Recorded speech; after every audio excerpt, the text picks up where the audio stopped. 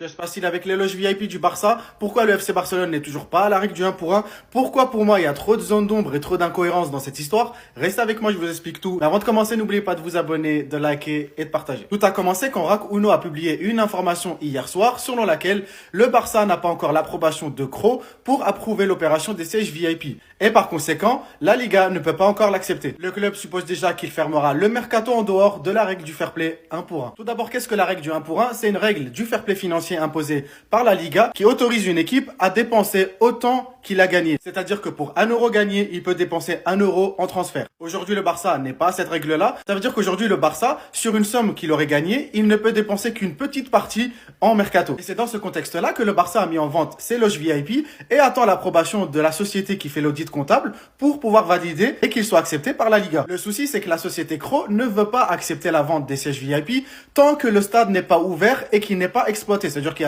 y a des matchs et que les gens sont là en train de regarder, etc. Il faut savoir que le Barça attendait justement cette réponse-là pour pouvoir agir en fin de mercato sur une éventuelle recrue. Comme je vous l'ai expliqué, là aujourd'hui, le Barça a 30 millions et avec un retour à la règle du 1 pour 1, ça serait au moins le double. C'est aussi pour ça que les inscriptions se font à la dernière minute parce que quand tu as aussi peu de moyens, eh ben, tu peux pas te permettre de faire les choses trop tôt et tu es obligé d'attendre en fait la dernière minute pour avoir la meilleure solution. Et pour être sûr d'opter pour la meilleure solution, il faut avoir toutes les possibilités devant toi. Si le Barça avait inscrit Johan Garcia et Rashford avant leur réponse et qu'au final la réponse était oui, ok, vous êtes à la règle du 1 pour 1, tout le monde aurait sauté sur la direction en leur disant vous vous êtes précipités, vous êtes des clowns. En gros, voilà ce qui se passe avec les loges VIP et voilà en soi le problème aujourd'hui. Là où pour moi il y a une énorme zone d'ombre, où il y a une énorme incohérence, c'est qu'au mois d'avril dernier, la société Cro en question qui fait l'audit comptable avait dit au Barça je comptabiliserai les sièges VIP mais pour ça il faut qu'ils soient construits. Et je sors pas ça de nulle part, Mundo Deportivo l'avait publié à l'époque. Bon, la traduction est un peu approximative mais en gros, pour pouvoir calculer les revenus cette année, l'auditeur a besoin que les sièges VIP soient sous la nomination personnel, site, licence, soient physiquement construites et livrées. C'est d'ailleurs pour ça que le Barça avait mis la pression à l'IMAC pour que les sièges VIP soient construits fin mai au plus tard pour qu'ils soient comptabilisés dans l'exercice. Du coup, pourquoi aujourd'hui on nous dit le stade doit être ouvert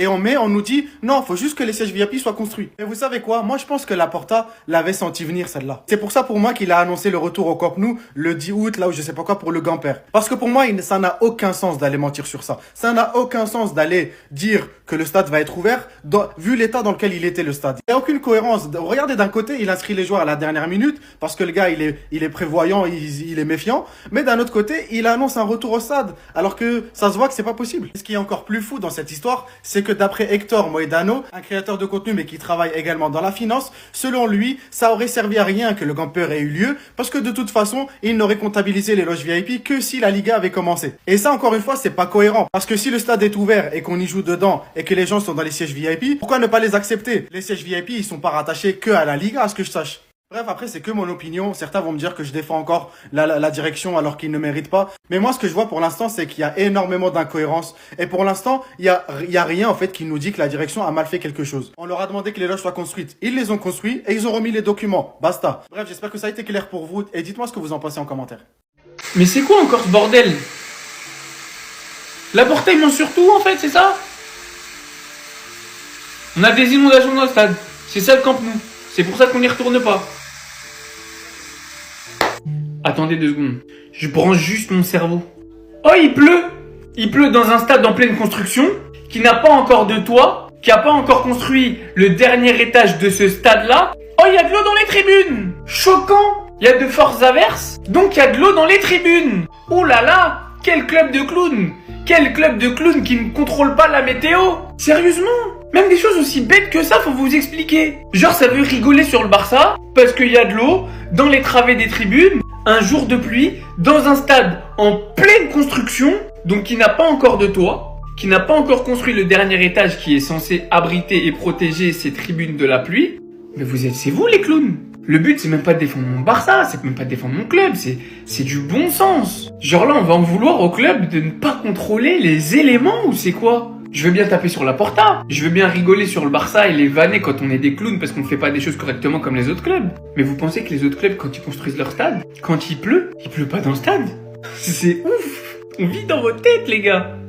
Un mito, porque Laporta es un gros mito, un mito, Laporta Ideco. Désolé, je sais plus comment commencer. Le Barça ne reviendra pas à la règle du 1 pour 1 cet été. Comme annoncé au mois de juin, nous sommes au 1 pour 1 et on le sera de nombreuses années. Il y a peut-être une vérité dans cette phrase, mais il y a surtout un gros mensonge. On le sera peut-être pendant de nombreuses années, mais en attendant un retour au Camp Nou, en attendant éventuellement des ventes, le Barça n'est pas revenu au 1 pour 1.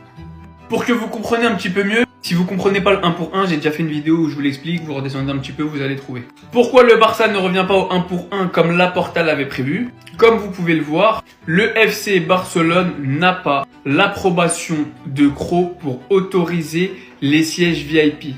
En gros, je vous explique. Laporta comptait sur les sièges VIP. Ces fameux sièges qu'on nous vend depuis des années, qui coûteraient 100 millions dans l'opération, et qui, si ils étaient inclus dans les calculs financiers du club, permettraient au FC Barcelone de revenir au 1 pour 1. Néanmoins, Kroos, qui est une société d'audit financier, n'a pas approuvé cette transaction pour le moment. Donc, la Liga ne peut toujours pas accepter ces calculs dans les comptes du FC Barcelone.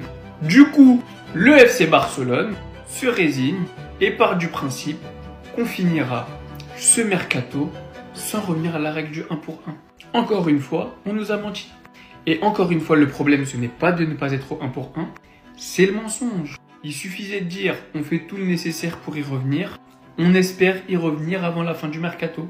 On n'était pas obligé de dire, nous sommes au 1 pour 1. Surtout que c'est pas la première fois. Quand on rajoute à ça le Camp Nou, quand on rajoute à ça certains transferts, quand on rajoute à ça tout ce qui peut se passer, les mensonges, ça commence à faire beaucoup là, non?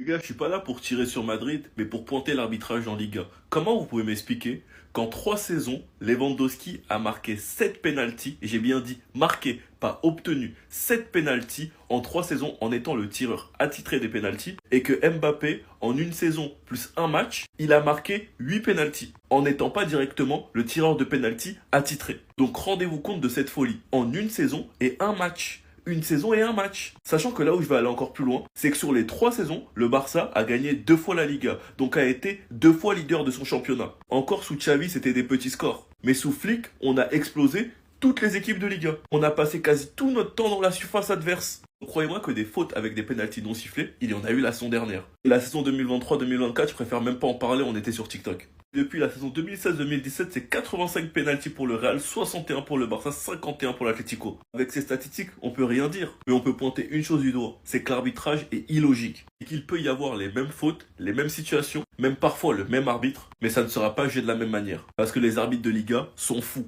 Je parle pas du fait qu'ils avantagent une équipe en particulier, je parle juste du fait qu'ils font n'importe quoi chaque semaine. Enfin bref, sinon vous les gars, vous en pensez quoi? Rien sur ta personne, on s'ennuie.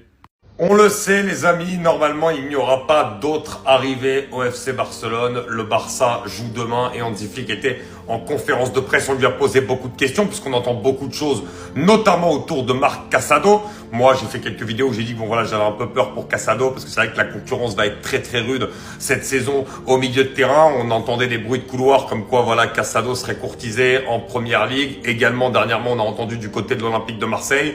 Eh ben Flick a parlé et Flick, sur tous les joueurs, a dit qu'il voulait tous les garder.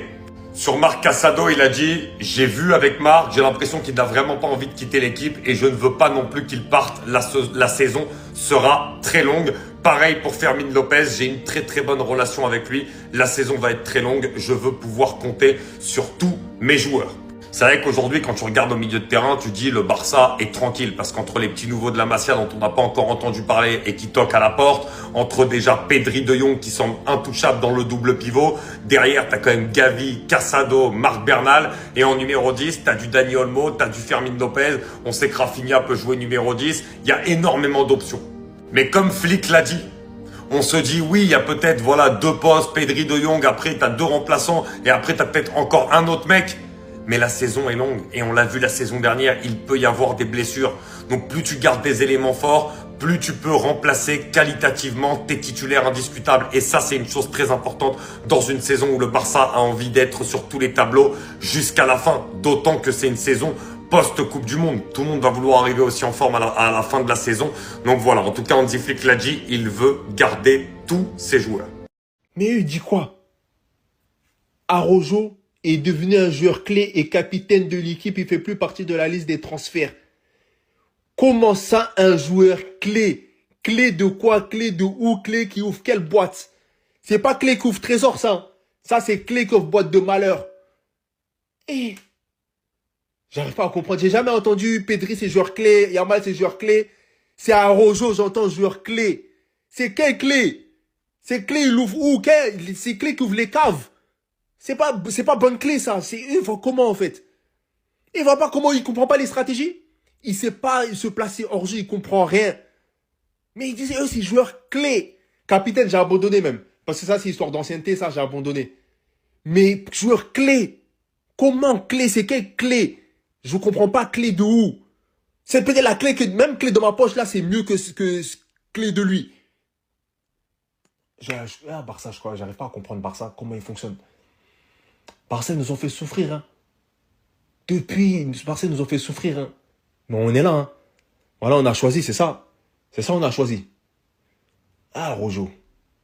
Toutes les équipes de Barça, il y a un joueur qui nous fait du mal. Là, c'est à Rojo maintenant. Bon, voilà, bon. Vieille clé, va. Alors, si Pedri commence à faire ça, ça marche plus. S'il commence à faire ça, c'est plus bon. Pedri, il est déjà trop fort au milieu de terrain, mais s'il commence à faire des sombreros, là, non, je suis plus d'accord. Pedri, je suis plus d'accord par rapport à ça. On joue déjà demain, les frères, je vais devenir bête. Je vais devenir bête. Non, Pedri. Admettons, on lui envoie une passe dans le match juste pour flex, il fait ça. Laisse tomber, gros. Ballon d'or. Laisse tomber. Ah, Pedri, wesh. Après, même pas Pedri, tu vois, même le troisième gardien, il me surprend. On a les meilleurs gardiens au monde, on a le meilleur effectif du monde. Meilleur jeune, meilleur milieu, meilleur attaquant, meilleur défenseur. On a tout meilleur latéraux. Et c'est au Barça. Calmez-vous, calmez-vous. Et ceux qui sont toujours inquiets par rapport à la situation de Casado, ne vous inquiétez pas, les frères. Flick a mis son droit de veto. Fermin Lopez, Casado bouge pas. Il a dit la saison sera longue, il a besoin de tous ces hommes dans son effectif. On en aura besoin. On en aura besoin. Casado, Gavi peuvent jouer à la place de Pedri, Frenkie. Et voilà, les frères. Il peut y avoir des blessures, des suspensions, des cartons. Franchement, on a besoin de tout le monde. Et j'ai un rêve, les frères. Un 7-0 là. Soyez tranquilles.